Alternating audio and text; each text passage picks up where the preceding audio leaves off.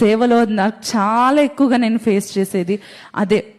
ఏంటి, ఏదైనా చేసామనుకోండి, ఏదైనా దేవుని కోసం కొత్తగా చేద్దాం, దేవుని మహిమ కోసం కొత్తగా ఏదైనా చేద్దాము, ప్రారంభిద్దాము అనగానే రెడీగా ఉంటారండి జనాలు కదా. నానా మాటలు అనడానికి మనుషులు రెడీగా ఉంటారు. ఇది మీరు ఎందుకు చేస్తున్నారు, ఇది సరైంది. వాళ్ళకి తెలుసో తెలియదో మనకు తెలియదు, కానీ విమర్శించేవారు మాత్రం విపరీతంగా ఉంటారు. వాక్యంలో లోతులు తెలియని వారు కూడా మాట్లాడేస్తూ ఉంటారు, విమర్శిస్తూ ఉంటారు. ఎలా ఉంటుంది సేవ చేయడానికి నిలబడిన వారికి? ఎలా ఉంటుందండి, అన్నీ ఎదుర్కొని కష్టపడి నిలిచుండి దేవుని కోసం నేను ఇది చేయాలి అనుకున్నప్పుడు విమర్శించడం మొదలు పెడుతూ ఉంటారు, నానా మాటలు అంటూ ఉంటారు. అది పట్టించుకుంటే గనక ఇక్కడి వరకు నేను వచ్చేదాన్నే కాదండి. దేవుని కృప చేత దేవుడు నాకు ఆ దయ చూపించి అవి పట్టించుకోకుండా ఇక్కడ నిలబెట్టాడు. చాలాసార్లు అవి పట్టించుకోవడం, ఇనీషియల్ స్టేజెస్లో కొంతమంది అన్న మాటలను పట్టించుకోవడం వల్ల చాలా లేట్ అయిపోయింది. ఇంకా నేను దీవించబడాల్సిందేమో, లేదంటే